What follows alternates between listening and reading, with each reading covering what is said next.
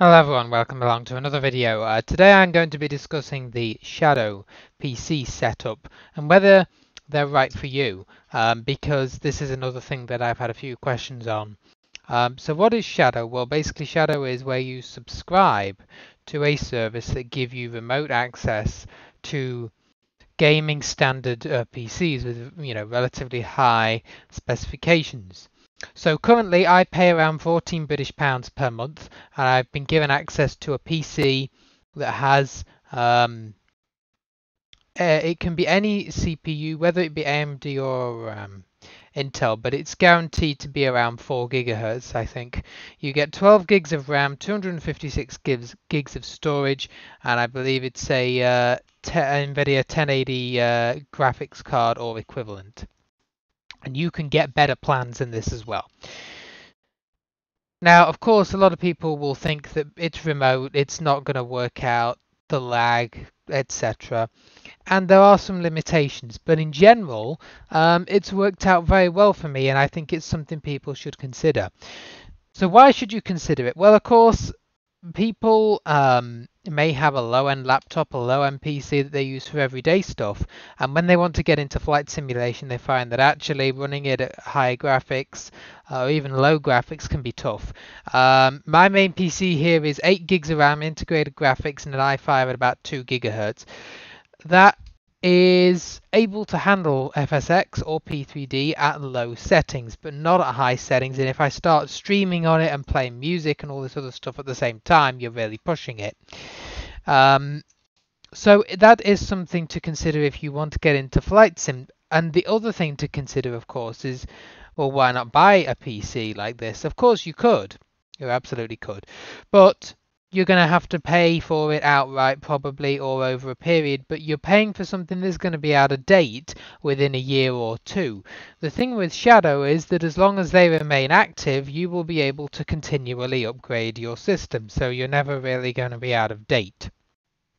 In theory, if something better came along in 2 years and this setup was very out of date, they would actually update stuff for you and you would be able to continue using it. It's also relatively cheap if you think about it. £14 per month. Maybe you decide you don't need this all year round. Maybe, I don't know what your lifestyle is. Maybe you have a good PC at home, but it's a desktop and you have to travel, and so you say, well, I'm going to have a Shadow for some months, 6 months, whatever, and then when I'm back at home, I'm not going to use it. It really depends, but it's very good for that. In terms of the actual usage, I'm actually speaking to you on my Shadow now using OBS. And I have OBS running, I have Spotify running, and you can see for yourself here the CPU's at 4%, recording this in the video and with the music on, app open as well. You can see the storage here, as I say, with all my stuff, my flight sim stuff put on.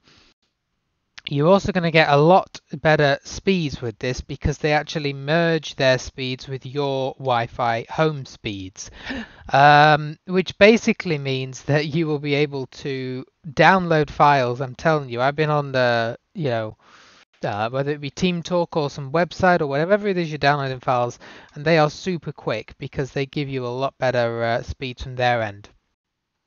Now, the lag is actually not as much as I thought it would be. There are various factors here that determine your lag. Your internet, of course, is a big one. They strongly encourage Ethernet connections. I'm not using one at the moment. They also encourage 5 gigahertz connections. I'm using a 2.4 because I can't change it at the moment because the router doesn't allow for it right now. But and I haven't really had any issues. I am connecting to the Paris data center. So I'm in the UK, and Paris is the one you will get it from.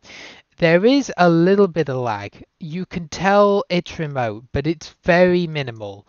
And the quickness of the PC makes up for it when you have a low-end PC. It will be quicker is what I'm saying, opening an application, opening a browser, whatever it is, on this PC than my main PC, even though there might be a bit of lag when I'm arrowing around, but it's very, very minimal. You may experience audio jitters as well, a little bit.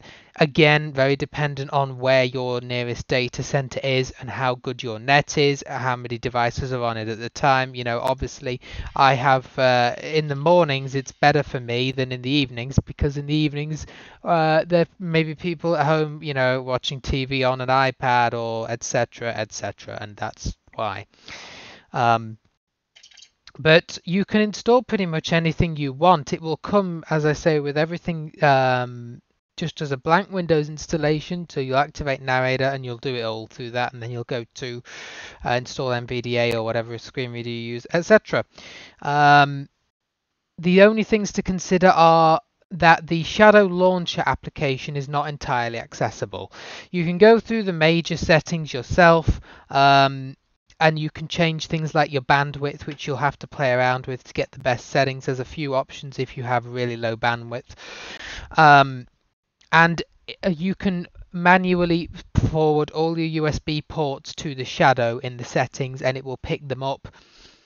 There are a few things that you will have to do with sighted help, either Ira or someone who will do it for you, who you know. This is because the quick menu, which is accessed by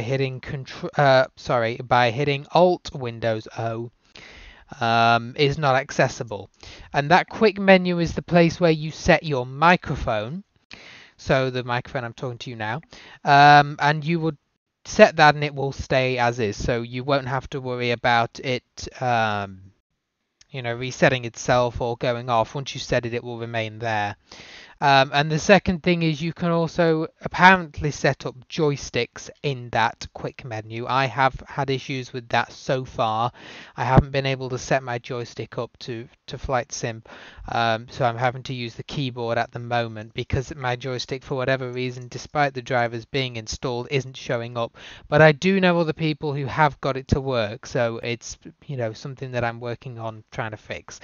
But you can definitely do headsets, you can definitely do USB keyboards. So right now my USB keyboard and my USB headset are going through to the Shadow. The keyboard went straight away without any changes in that quick menu dialog. So it's worked really well. I've been able to stream with it, with OBS and everything. I've been able to, not have to worry about the performance of the actual PC. So there are a few limits that I should tell you about. Due to COVID at the moment and the high demand, your Shadow's going to shut off after 15 minutes of inactivity.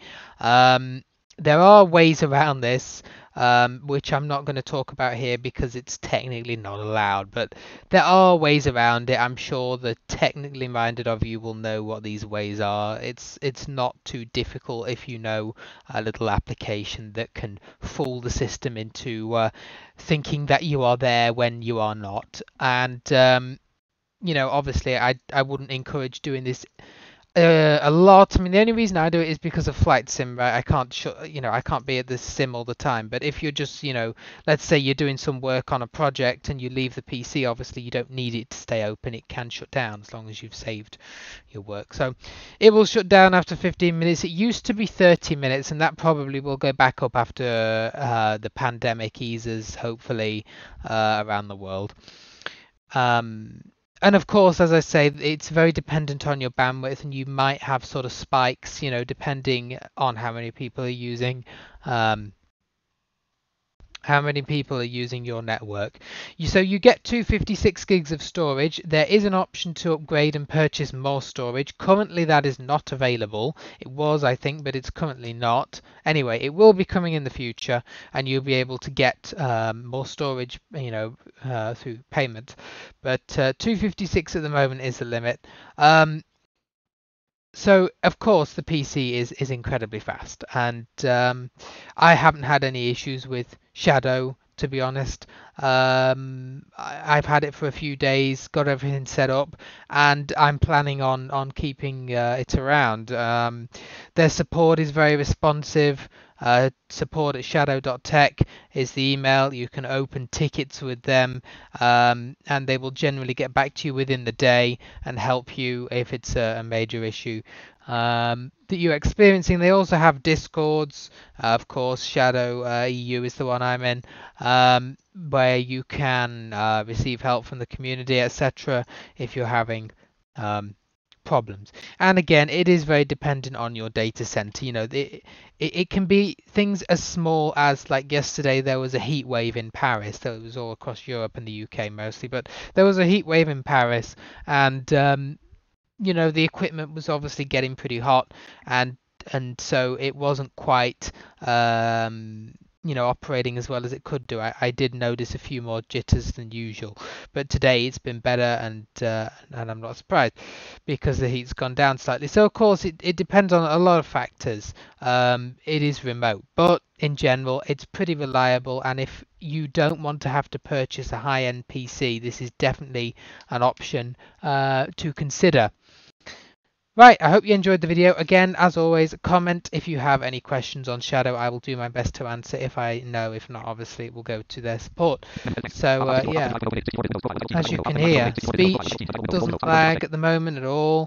You know, opening a browser, here's Opera, hit enter, it's going to boot up straight away.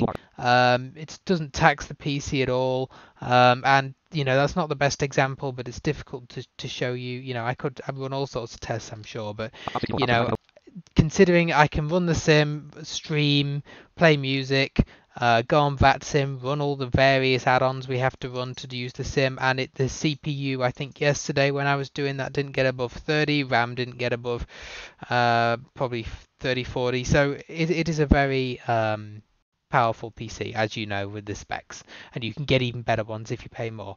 All right, hope you enjoyed.